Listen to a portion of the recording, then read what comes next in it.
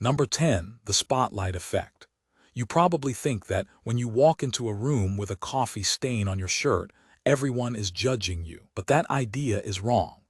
In a famous study from Cornell University in the year 2000, researchers forced students to wear an embarrassing Barry Manilow t-shirt into a crowded room. The wearer was convinced at least half the room noticed.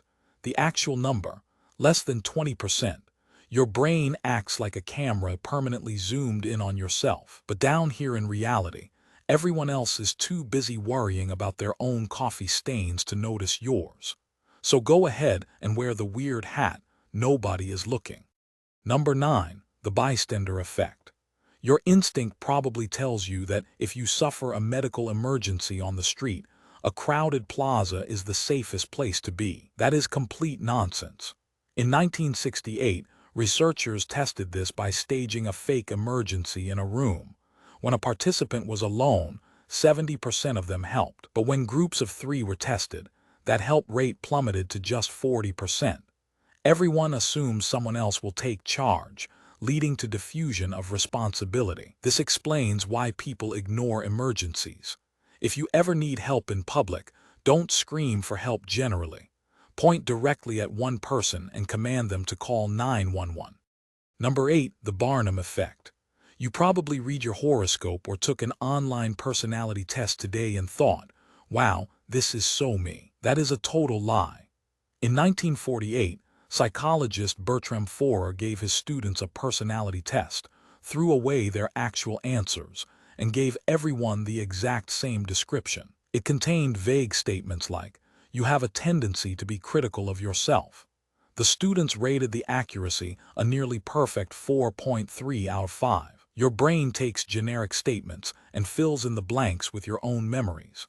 The next time a quiz says you are a sensitive old soul, remember it's just casting a very wide net.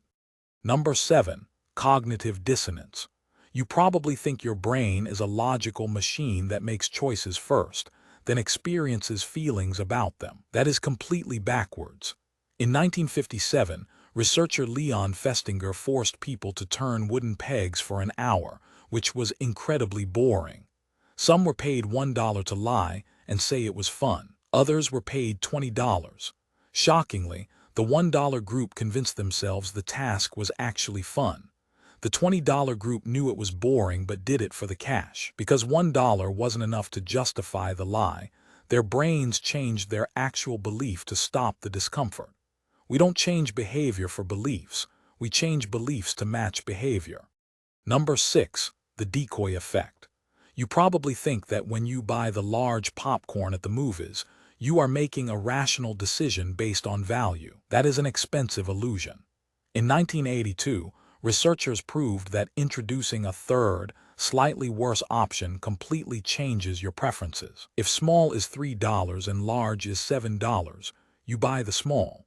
But if they add a medium for $6.50, the large suddenly looks like an absolute steal. The medium popcorn only exists to make you spend $7.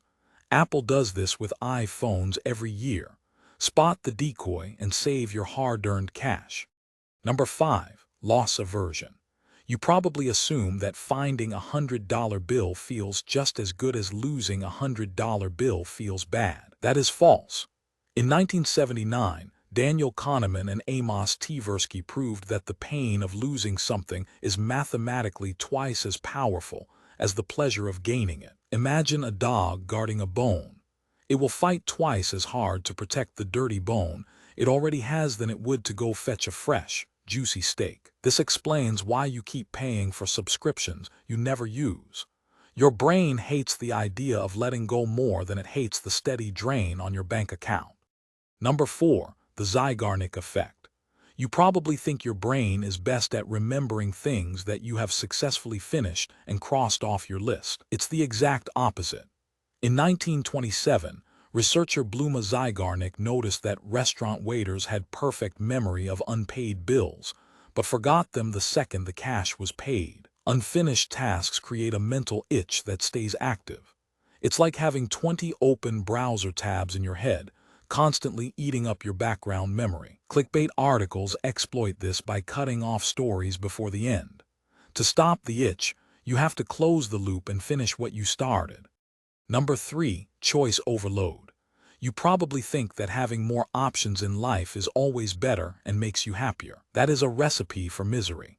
In the year 2000, researchers set up a tasting booth with gourmet jams.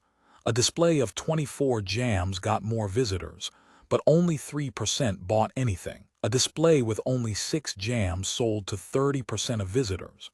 Too many choices paralyze your decision-making process, leading to buyers' regret. It's like spending 45 minutes scrolling through thousands of movies on Netflix, only to fall asleep watching the same old rerun. Limit your options to make progress. Number 2. The false consensus effect. You probably think most reasonable, sensible people share your political opinions and taste in music. That is an egocentric projection. In 1977, researcher Lee Ross asked students to walk around campus wearing a sandwich board that read "Eat at Joe's." Those who agreed to wear it estimated that 62% of others would also agree. Those who refused thought only 33% would do it. We project our choices onto the world. Social media algorithms exploit this bias daily, trapping us in digital echo chambers where everyone agrees with our genius ideas, making us shocked when someone disagrees. Number 1. The Dunning-Kruger effect. You probably think that incompetent people are fully aware of how bad they are at their jobs. That is the ultimate irony. In 1999, Justin Kruger and David Dunning proved that the bottom 25% of test takers vastly overestimated their actual score. They lacked the very skill needed to recognize their own incompetence. Now, critics argue this might just be a statistical quirk, but the psychological reality remains. It explains why internet commenters argue with actual rocket scientists. The less you know, the more confident you are. Real expertise starts with admitting how little you understand. That's all for now. Thanks for watching. If you enjoyed this video, please give it a thumbs up and subscribe for more psychology and human behavior videos.